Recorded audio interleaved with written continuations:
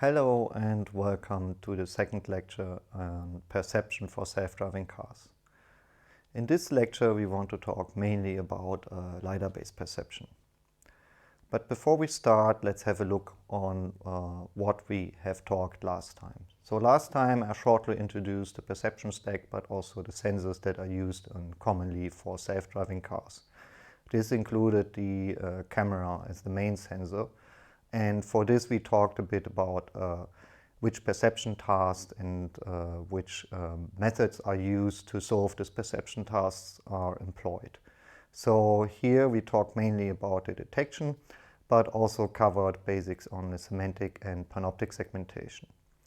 Later I introduced some challenges that are faced when you're developing vision algorithms for self-driving cars in the open world. So that means we have to deal with very different occurrences of objects, but we have also to deal with challenges with classes or objects that we have never seen before. So therefore we talked also a little bit about the so-called open set perception. And this is also the main future directions I see that will come in the coming years, that we have not only this closed world assumption, but also have to deal with this open world assumption, such that we can make cars drive themselves. When we are coming back to the perception stack, we have seen that there are various sensors equipped on commonly self-driving cars. And we mainly talked last time about the cameras, and this time we want to talk about the LIDAR sensors. But before we have a closer look at the LIDAR sensors itself, we will have to take a look at the advantages and disadvantages of the different sensors. So as I said last time, cameras are capable of recording color images, and color images are particularly important for self-driving cars, as it enables to see which is the state of lights or traffic lights or the color of traffic signs or something like this, which is important to maybe distinguish different parts in the environment. The second big advantage of camera sensors, since they are also used in various daily life equipment, and therefore the sensors are very cheap. So this is the main important thing why also nowadays many cars are equipped already with cameras that are maybe doing traffic sign detection or something like this. And also one big advantage is that the sensors got so small but still provide very high resolution images, which can then be used to do the different perception tasks. One disadvantage of the camera sensors is that they are passive sensors. So they have to record basically the light that is reflected from objects, and therefore you need always some external light source. So on the day this is just the sun or some other illumination, so to say, and at night you need basically to illuminate the scenery by yourself to get good images in the end. So therefore at night you need basically the headlights to produce the light that is recorded by the camera. On the other side, when we look at the LIDAR sensors, they are basically unaffected by external light sources. So they can also not be blinded like cameras from other light sources, but can directly measure by actively sensing LIDAR beams out or laser beams out to record the environment or to measure this. And this provides us with an accurate representation of the environment by 3D measurements. And this is a big advantage. While we have in the cameras always to do some additional work to get something like distance estimation from the sensor or from the image basically, we can directly use the 3D representation that is provided by the LIDAR sensor. And the other advantage is that the LIDAR sensor is working at day but also at night. So you get the same point cloud basically if they are sun or not sun. One disadvantage of this sensing technology, where we have to actively send out laser beams to measure the environment, is that it's strongly affected by the reflectance properties of the objects. So later we will see some examples for this. And currently, at least, the LIDAR sensors, such as the Velodyne sensor shown here, are rather expensive. So they are not in the price range that cameras are usually seen. And so therefore, this adds a lot of cost on top of the perception stack. But before we dive into the different perception tasks, let's talk a little bit about the LIDAR sensors itself.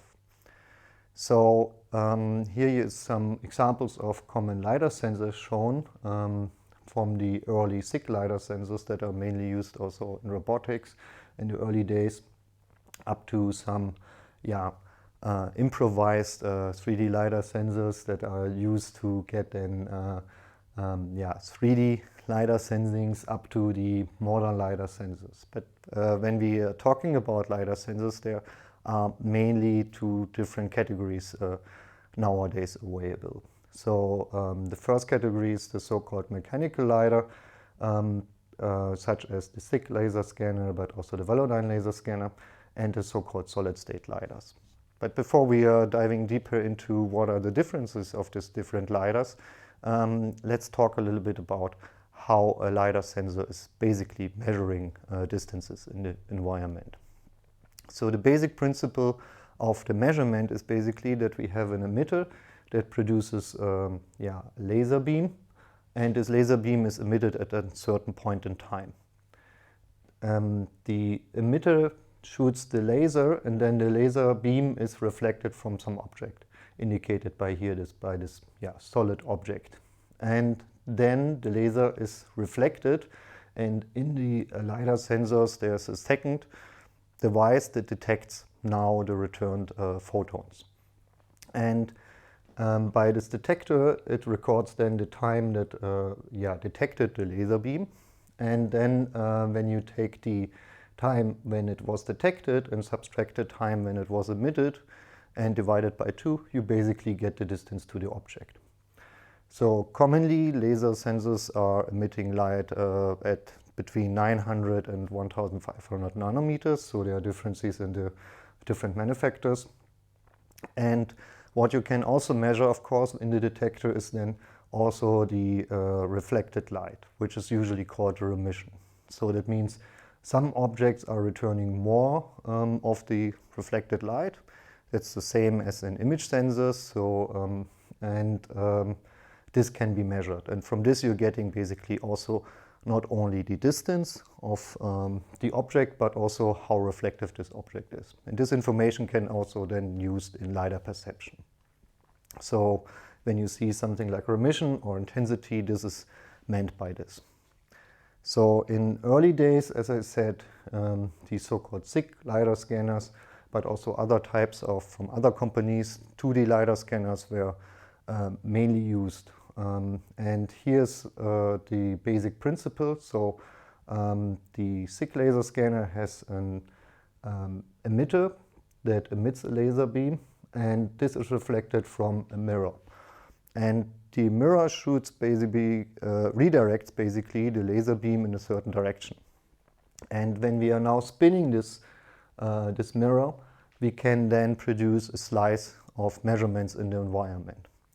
And by recording with this blue encoder disk on the bottom of the sensor, in which direction the mirror is pointing, we basically get then angles and range measurements back from the sensor. And this is indicated here. So this is should be a corner of a room, and then we see these points, and these are the distance measurements. And from this we can then extract basically a slice of the environment, which we can then use for some navigation tasks or something like this.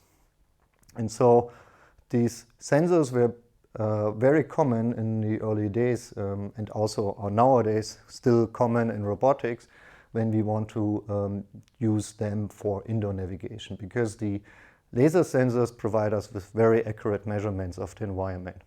And using this we can then generate maps, or can use it for navigation or collision avoidance to navigate in the environment. And as we have usually in indoor environments, a flat ground, this slice of the environment is perfectly suitable to do such tasks. So therefore, even early robots like the Rhino robot, which was a museum tour guide in the Deutsche Museum Bonn in 1998, also developed here at the University of Bonn, were perfectly capable of navigating in the rooms, localizing itself, and also avoiding all the people that were standing around.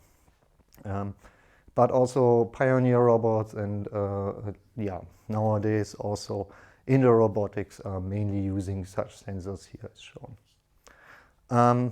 But such slice of the environment when you're going outside is maybe not enough to safely navigate in the environment.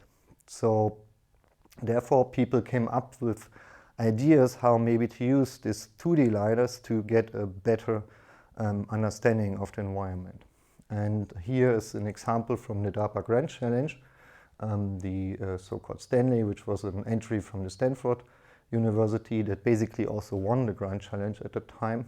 And this used basically also 2D LIDARs, but they were slightly tilted. And as you can see, there were also multiple LIDARs mounted on top of this with different tilting angles, and therefore you got basically something like a 3D LiDAR, because when the car moved in a forward direction, it basically recorded the environment in front of the car.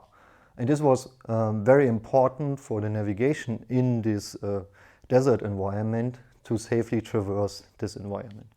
And the uneven ground can be then detected, but also when obstacles were swept over, this could also be detected and then avoided in the end. And this led then to this very successful entry that also won then the DARPA challenge. So that means this car was able to navigate from one point A to one point B in the desert and made this the fastest. And so the story is that this was then also seen by other contestants and recognized as a very big advantage of the LiDAR sensors, that they, the company Velodyne basically built up on the success and tried to build a 3D LiDAR sensor. And this was the HDL64E. This is here the Velodyne sensor, and as you can see, in the following year in the DARPA Urban Challenge, mainly all the cars that were equipped not only with some 2D LiDAR sensors like this here, the SIG LMS sensor, but also with this 3D LiDAR sensors. And this 3D LiDAR information could be successfully used to navigate in this urban environments. So therefore all basically cars or all entries that were in front basically were equipped with this full 3D LiDAR scanners. But how do they work? So as shown here, so some multi-beam LiDARs, so they have not only now one beam that is refracted by a mirror, they feature multiple beams. So they have multiple laser emitters, and they are sending out beams in certain direction. And to get now an image of the environment, so distance measurements on the full surrounding in 360 degrees, these laser sensors are spinning. And by the spinning, they can record now multiple slices over the whole field of view, horizontal field of view of 360 degree. And by this, they are getting then a point cloud. I will also show some examples for this. And from the measurement principle, we have here again some encoder disks that can record basically in which direction the LiDAR is pointing. And we have the detectors that then detect the ranges. And from the sensor, we are getting basically such a range image back, where we have for each beam basically a row, which is recording for each angle of rotation the hitted distance from the objects. And so we have for each turning angle and for each beam such a range image, which we can then use for perception. And yeah, commonly there are some specific ranges like 1024 measurements, so it's shooting 1000 times while one turn, or maybe even 2000 times. And when we now look at the development over different mechanical LIDARs, then we can see that in the beginning, the Velodyne in 2007 featured already 64 beams and had a certain field of view, this vertical field of view. So, and this was basically chosen such that with the 64 beams, you can basically also cover the surface in front of the car very well. And because the sensor is usually mounted on top of the car, it's not so important that the upper parts are measured, so therefore it was chosen that the field of view is as shown here. But as you can see, at that time the sensor was quite expensive, so $75,000 at that time. Over time, Velodyne developed the process further. While this sensor was still very big, it got a little bit smaller. So we have here the Velodyne VLP16. So actually that's the wrong image, so that's 32. But anyway, so in 2014 they introduced the 16-beam LiDAR, and it featured here a larger field of view. But the most important thing is, okay, you gave up a little bit in the resolution of the LiDAR sensor, but it was going in the direction of getting much more affordable. So over time, so in 2019, Velodyne introduced also a LiDAR sensor with 128 beams, so you're getting from one turn a very dense point cloud back. And yeah, it had a vertical field of view for 30 degrees. And also in 2019, Auster introduced the OS1, which also had 128 beams. But the exciting part of this is also that the sensor got much more affordable with 18,000 euros. And when you're even a research facility, it's even a little bit cheaper. So this is basically some timelines. So there are many other producers or manufacturers of mechanical LiDARs. So this is just some examples that are commonly used. The other sensors that are nowadays getting more and more attraction is basically the so-called solid-state LiDARs. Because of the rotating parts, the LiDARs are affected by mechanical wear over time. And when you want to develop a car that is maybe driving for 10 years, this is maybe not something that you want to have, that you have to replace this LiDAR sensor maybe after 5 years or something like this. And so therefore, the goal of solid-state LiDARs is that to reduce the mechanical parts. So solid-state sensors usually don't have rotating parts inside or don't rotate, but they have small mirrors or something like this to redirect the LiDAR beams, the laser beams in the end. So there are different variants from Voxel or Behley or also Velodyne, and these LiDARs use electromechanical processes or optical effects to basically direct the laser beam such that you get a coverage of the environment. And when we look at the operating parameters here on the specification, then we can see that since the LiDAR is not turning anymore, so you don't get a 360 degree of field of view in a horizontal direction, but you have basically similar to a camera sensor, just a certain field of view in a horizontal place.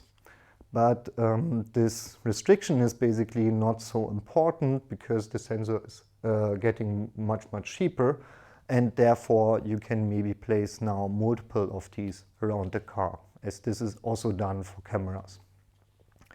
And of course the sensors, because you don't have to have the mechanics to turn the sensor and so on, can also get much smaller. And when we now have this range image representation, we can convert this into these point clouds. And this is shown nicely here in this animation that is provided by Auster. where we have here the range image, and this is recorded basically in a 360 degrees, so therefore we can fold it together. And then we will use the known angles and the ranges that we recorded in the range image. We can then project this into the 3D world. So, and from this we get then the point cloud that we are interested in usually.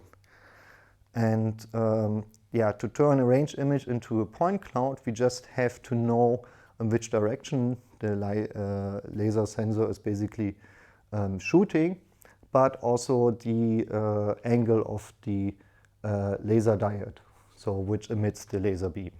And with this both information, so the angle of the laser diode in the sensor, which is fixed, the theta, and this phi, which is the turning angle, we can then use just the spherical coordinates transformation to get then Euclidean coordinates in x, y, z. And here's a little sketch which will help you to derive this when you're interested in how this formula is coming together. So basically, you just have to exploit that there are triangles and with a 90-degree angle, and from this you can then see that when you do the derivation that that corresponds then to range times sinus theta, and then the combination of theta and phi corresponds to y and x. When we now then have this representation of the point clouds, we can also here see how this looks then on the car when it's driving around. And here we have a scene from the famous Kitty dataset, which features a Velodyne HDL64. And when I now start the video, you can see here that you have the 64 beams that are turning around, and that you can see a lot of moving objects in the surrounding, cars, pedestrians walking on the side. You can even see sometimes here some bicycles standing on the side, or that people are carrying some bags, and then you will now see here shortly some people moving over the street. So this is recorded in Karlsruhe in a pedestrian area, and this is here some shops, so therefore it's very crowded. But you see also here some bicyclists driving around, and this information we basically want to use to do our perception task. And as you can see, this point clouds is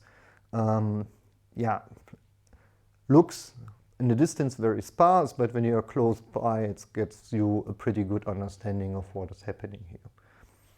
And one big advantage is that we now have this 3D representation. We can directly use it to also aggregate the point clouds in the end. And from this we can then build something like maps.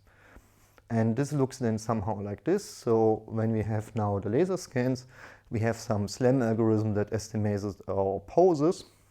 We can then aggregate these scans by just using the poses. And here's an example shown where we just took the laser scans with known poses and just put them together. And as you can see, from this you get a very dense representation of the environment, which is comparable to the idea that was with Stanley Car, which was sweeping over the environment. Here we are sweeping basically a 3D LiDAR scanner over the environment.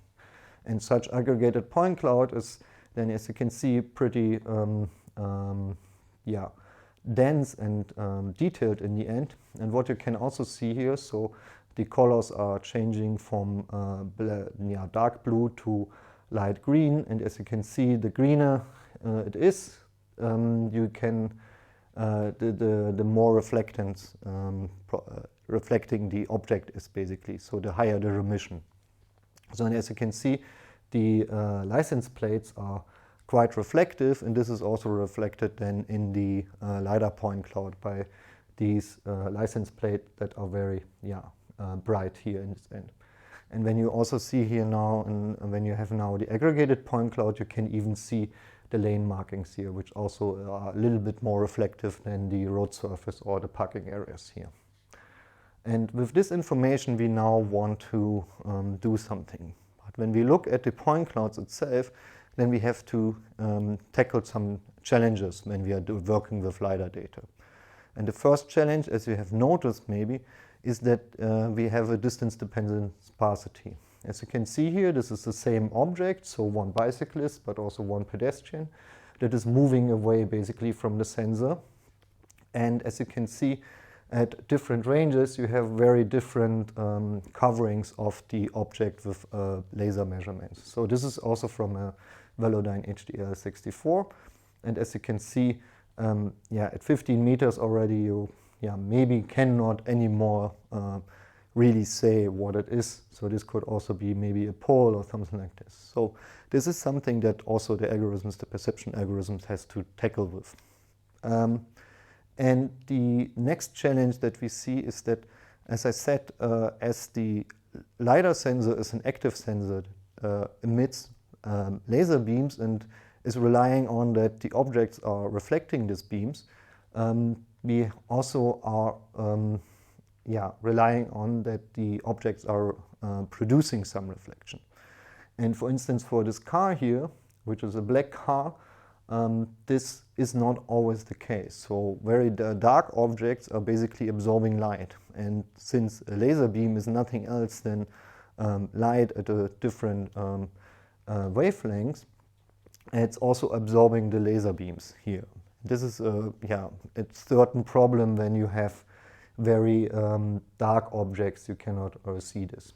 And on the other side, this also happens for very reflective objects, because then the detector is just overloaded and it maybe has a misrepresentation of the measured distance. So there you can sometimes see, when you look at the license plates or something like this, that they are not perfectly fitting to the distance where they should be, so there's a little bit more noise in this. So these are some challenges that you have to tackle when you're also working with laser beams. One other thing that also happens a lot is that you have reflections. And this means, here this is this example from the pedestrian area, that the laser beam is totally reflected from the object that it hits. In this case, this is the storefront or the glass window from the store, and here the beam is just reflected from the storefront. And as you can see here, this leads now to this interesting effect that you can see here, basically the car that is driving here as reflection, because the laser sensor just registers the time that it takes from sending out a beam to returning it. It doesn't know in which direction it was somehow reflected in that time. So therefore, it will just think that by measuring this takes a certain time, that the beam was basically hitting an object at this distance. And therefore, you can see here the reflection. And this is, for certain environments, maybe a problem when you're thinking about the skyscrapers of New York or something like this, where you have very large glass fronts, and therefore you have to deal somehow with these reflections in the end.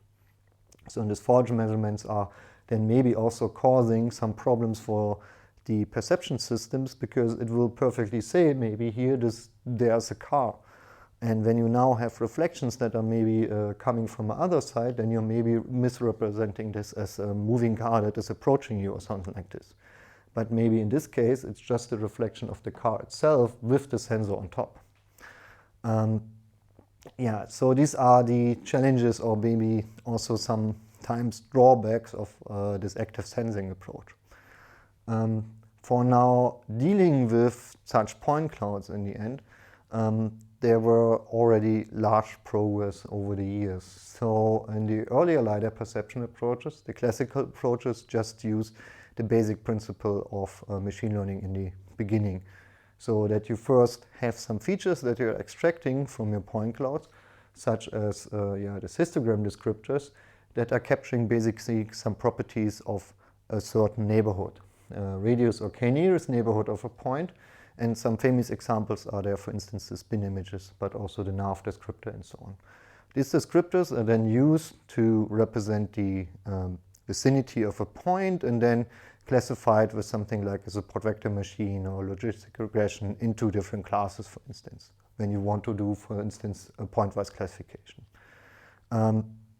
But this was not the most a successful approach, but there were coming up some approaches that were based on graphical models.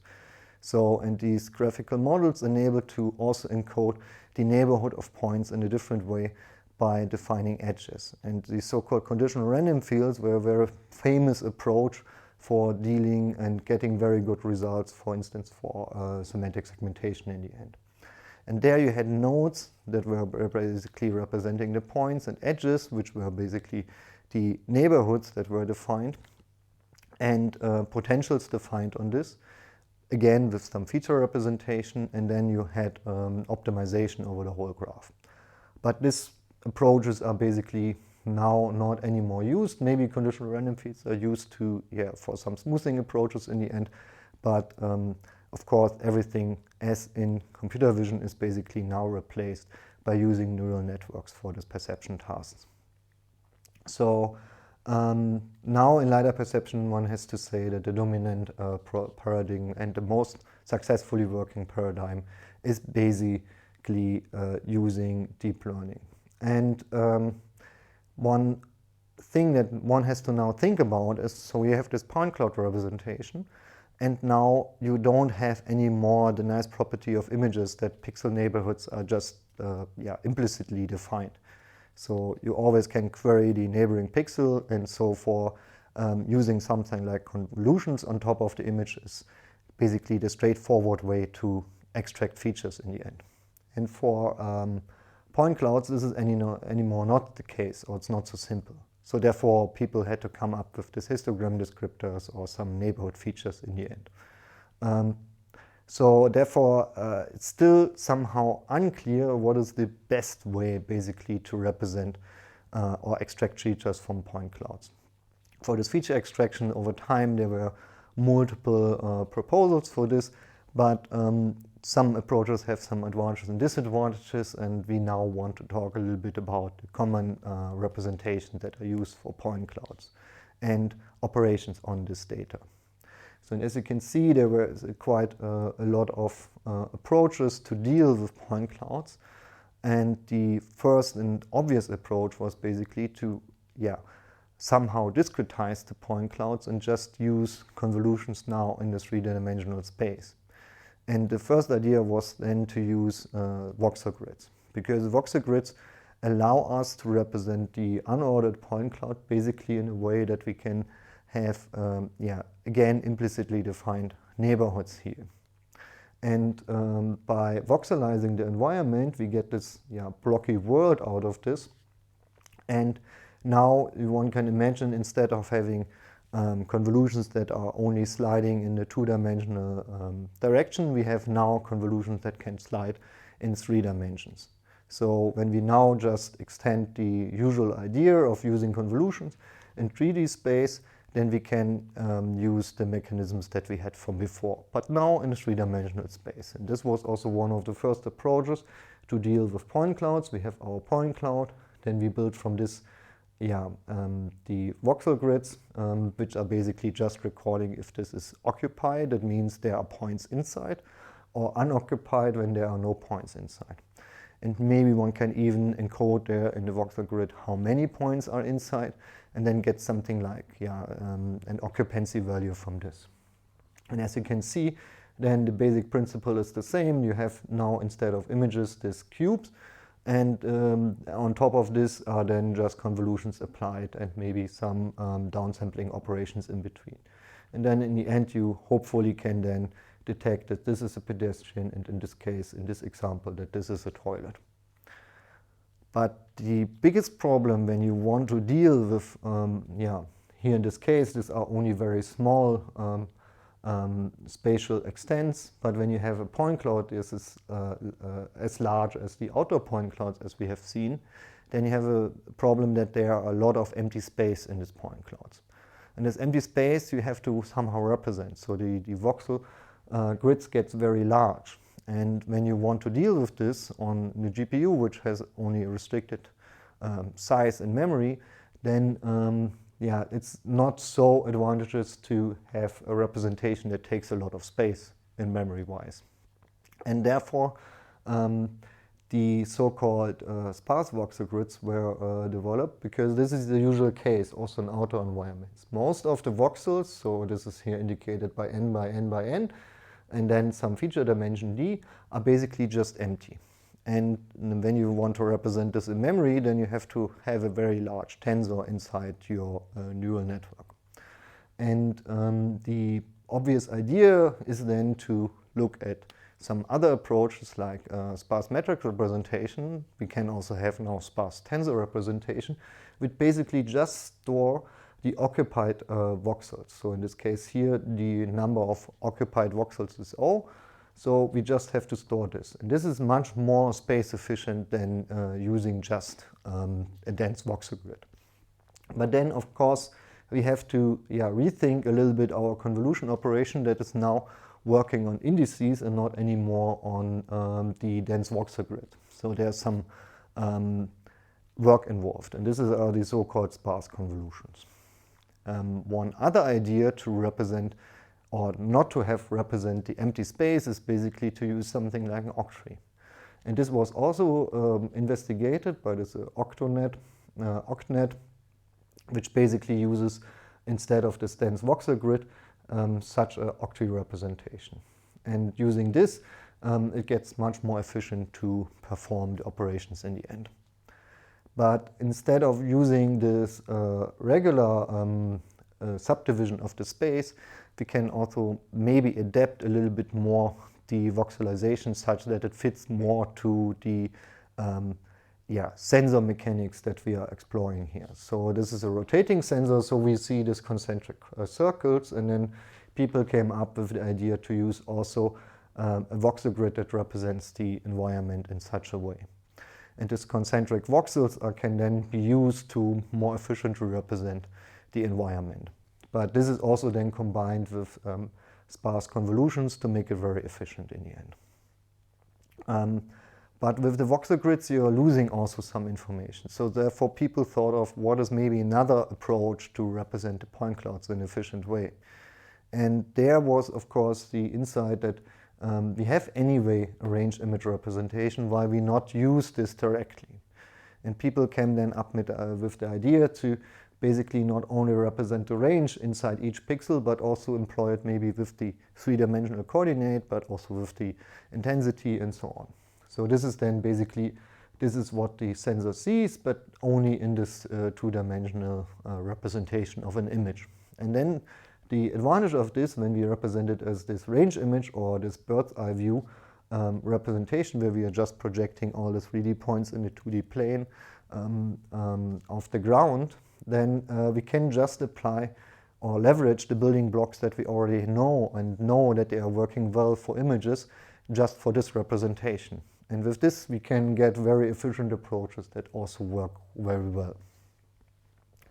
But when we have now those representations, like the voxel grids, but also the range image representation or the projective approaches, it's the question why we want maybe to have still point clouds in the end.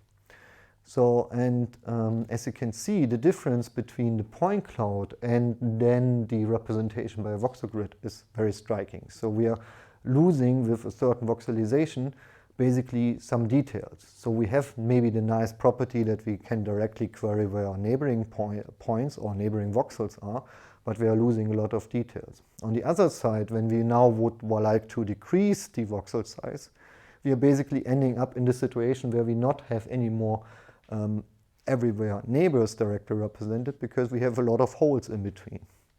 So therefore, this is a disadvantage maybe of the voxel grids. So when we now look at the images, there we have basically this neighboring representation and a very detailed representation of the environment, but there we still have a problem that we have not the real spatial neighborhoods. So as in this example shown here, we have 3 points that are basically lying on different objects, so on this building surface, but also here on this tree and this car. And when we look in the image, then they are directly neighbored. So when we are applying a convolution over this, the convolution just thinks they are just nearby. And therefore we have some problems that we are maybe having, somehow that's often happening, that we have maybe a classification of the or semantic segmentation of the car, or that this is maybe bleeding into the background or something like this. So the neighborhood that we see in the image doesn't correspond necessarily to the spatial neighborhood in the 3D space. So therefore, we are still interested maybe to use point clouds in the end. But the problem again is that we don't have, when we are not doing some representation like KD trees or octrees, direct neighboring information in the point clouds represented. And therefore, one way to deal with this is to represent the point cloud as a graph.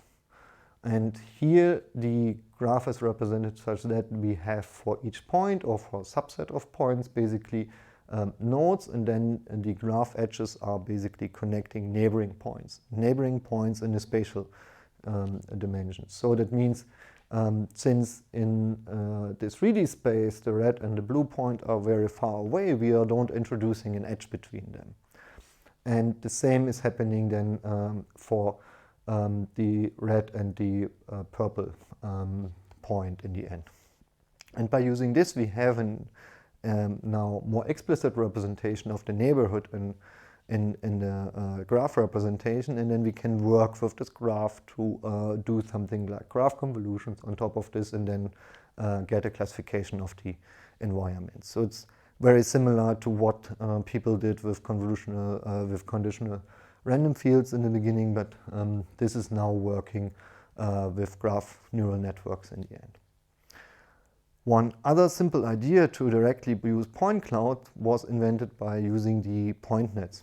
So instead of now defining the convolutions on neighborhoods of points, we can also just use linear layers. So here we have weight sharing between the different convolutions. So this in the case is a 1-by-1 convolution in the end. So we are just applying a convolution or this weights basically on each point individually. So that means after the linear layer, we have then for each point a novel feature representation that we can then use to further aggregate this. And one insight from PointNets was that because we are now dealing with this, we are also dealing with the problem that this is not invariant to the ordering of the points.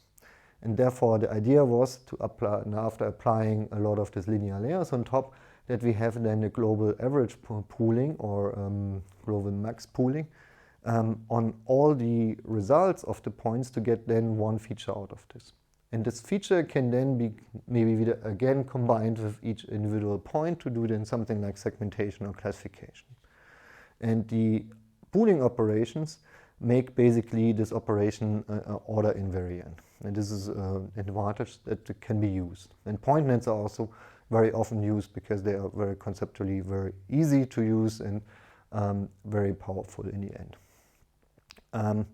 When we now want to do convolutions in 3D space, one other idea was introduced by KPConf, where we just define where the convolutions are applied. And for each point here, we have the so-called kernel points, which basically define where, in the surrounding, in the space, are basically our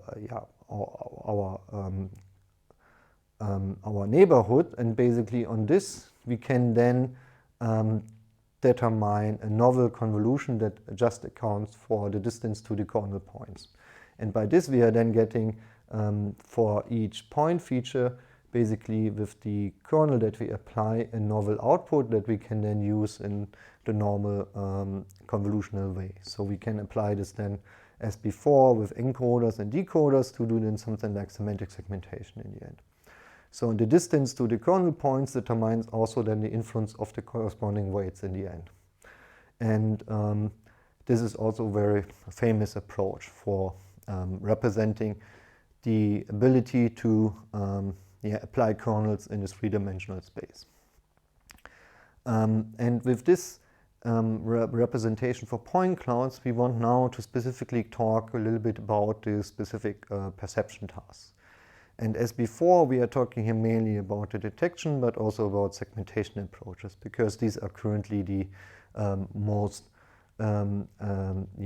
the areas that attract most of the research in the end. So 3D object detection is interested in finding objects in the surrounding. And here we not are only interested in the images like the location, but also in the orientation of the bounding boxes. And this can be represented like this. So we are now working in 3D, so we also have now not only a bounding box, but a bounding cuboid, basically, where we have a location x, y, z. This is usually the center on the bottom of the cuboid, but it can also be in the center of the cuboid. That is depending on the definition in the end. And we have also now oriented bounding boxes. So that means that we also can turn the bounding boxes in the end, or bounding cuboids in the end. And therefore we have not only x, y, z, but also an orientation angle theta that defines how far we are turning this bounding box around the z-axis. So that's the so-called yaw angle in the end. And additionally, to the center of the bounding box, we have now also the extents, which are the length, the height, and the width of the bounding box, which then completely define the bounding box in a three-dimensional space. And so this is basically the task that we want to have. So we want to have from the approach for each object in the surrounding an oriented bounding box. So these objects can be cars, pedestrians, cyclists, or some other objects. So, and as before, it's not usually not meant only for a certain kind of object, but we want to have multiple classification results. So therefore, we have usually on top of the bounding box also a class label in the end. And one prominent approach is the so-called PointPillars, which does this object representation or this representation of the point cloud for doing then the object detection in a very clever way. So here we have a two-dimensional grid in the XY space, and instead of producing now voxels, we are producing basically pillars. And these pillars are capturing all points that are inside this area in XYZ space and then compute for these features.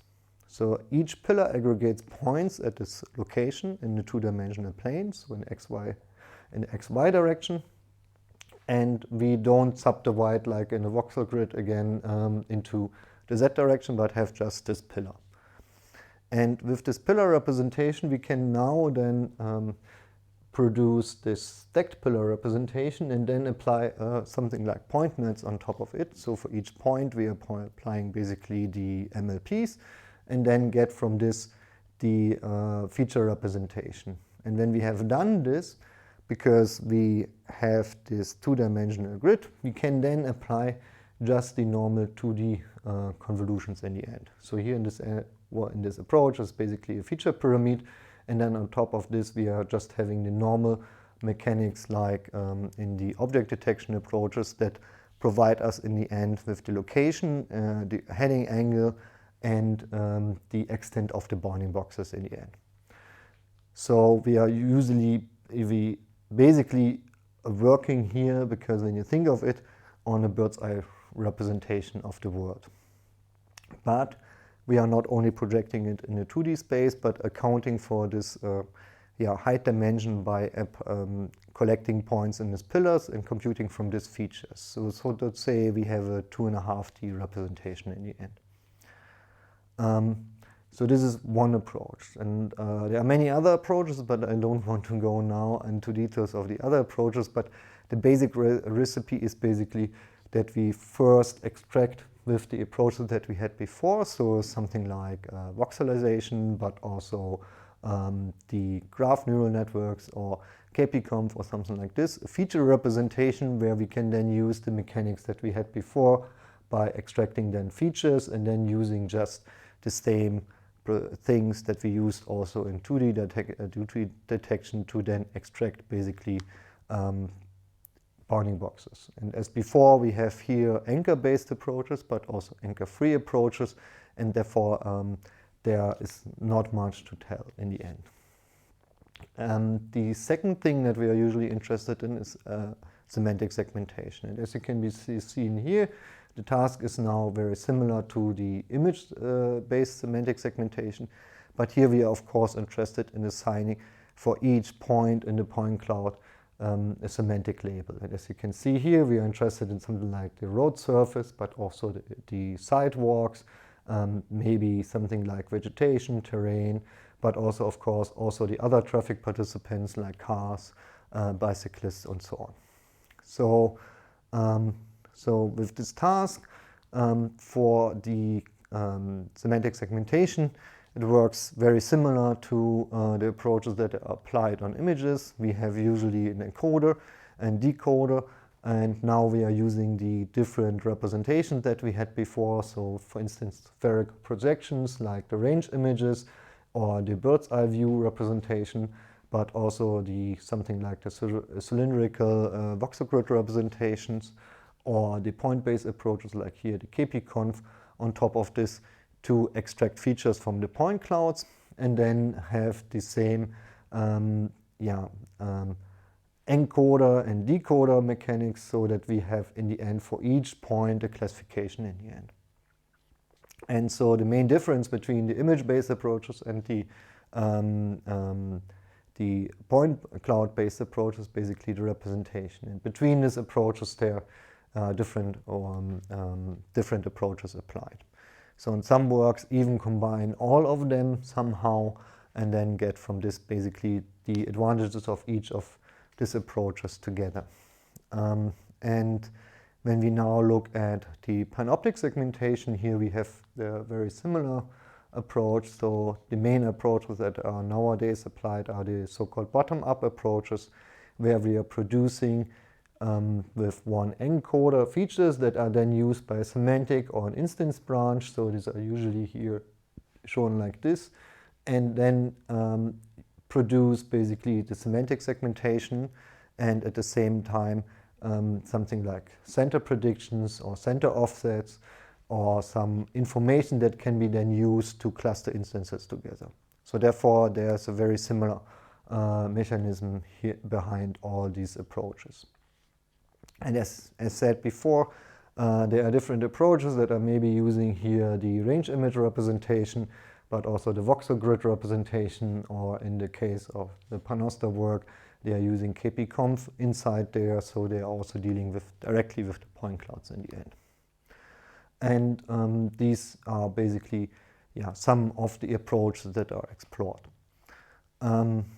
One challenge when learning something like semantic segmentation or point detection on a certain sensor, LIDAR sensor, is basically that the learned results cannot easily apply to other sensors. So it's not like in image-based representation, where anyway the images are so high resolution that we can just resize them and resample them, basically that it fits to the requirements of the neural network, so that they are very robust and can apply to very different sensors. In the LiDAR domain, this is unfortunately not the case. So in this example, we have here a network that was just trained on a Velodyne HDL64, so with 64 beams, and then applied to the range image representation of a 32-dimensional, 32-beam sensor. And one problem was there that the difference in the beams was of course very different, but also the environment was very different. So while the approach for the 64 beams were trained basically on point clouds from Karlsruhe, it was now applied to point clouds which are produced in the US. So therefore there's also maybe a little bit a domain shift between these different environments. But the problem here was basically the very different sampling of the environment. And as you can see here, the predictions that are now produced by this approach trained on a 64-dimensional 64-beam LiDAR are very wrong in the end. So while the ground surface is still somehow correctly classified, these pedestrians that are walking here, also highlighted here, are basically now classified as cars and a little bit vegetation in the end. But also the surface that usually should be maybe drivable is now classified as terrain and maybe avoided when we are, want to drive there. So therefore this is a problem in the end. So, and we also see the problem that it's not only the difference in the number of beams that are maybe very important, but also the mounting. So that means when we are now moving the sensor maybe from this height to this height, then the sampling of the environment will also change. Therefore, this will also affect maybe our result in the end. So, and common approaches to deal with this problem are basically the approaches that want to avoid that we have to label again new data. And the aim is here that we don't want to label more data for the maybe new sensor mounting, but only want to come out with very few new data points. And so one common approach is to use something like unsupervised domain adaptation, and then on top of this maybe some fine-tuning on these few labels. And here we want to adapt an already trained approach to this new situation. One other approach that is also nowadays very prominent also in the image domain is basically to use self-supervised representation learning. So that means we are just recording LIDAR scans from this new environment or this new sensor basically, and then we are trying to pre-train the network in such a way that it's then just dealing with fewer labeled images in the end, or fewer labeled scans, to get then a good representation in this new target environment. And these are common approaches for doing the domain transfer in the end. And currently we just talked about approaches that take a single scan into account, but of course people are also interested not only to exploit the scans for a single scan, but also to aggregate them together such that we can get a temporal understanding of the environment. And one recently introduced task is basically the so-called 4D Panoptic LIDAR segmentation. And here we want to combine the advantages of the semantic segmentation and instance segmentation together with a temporal understanding of the environment, such that we have now, in this case, instance IDs over time that are temporally consistent. And this combines somehow the tracking and the semantic segmentation together, such that we have a full, better understanding of the temporal development of the scene in the end. And with this as an outlook basically on the future challenges that we are facing in LIDAR-based perception, I want also to come to an end. And in this lecture we talked basically about LIDAR sensors and showed that they are viable sensors that are commonly used in the perception stack of most autonomous cars. We talked a bit about the representation and the operations that are used for extracting features from such point clouds. And in the end also about approaches for doing LIDAR perceptions. And here we are again interested mainly in detection, semantic and panoptic segmentation, but also covered some approaches for doing domain transfer in the end. And with this I want to come to an end and thank you for your attention.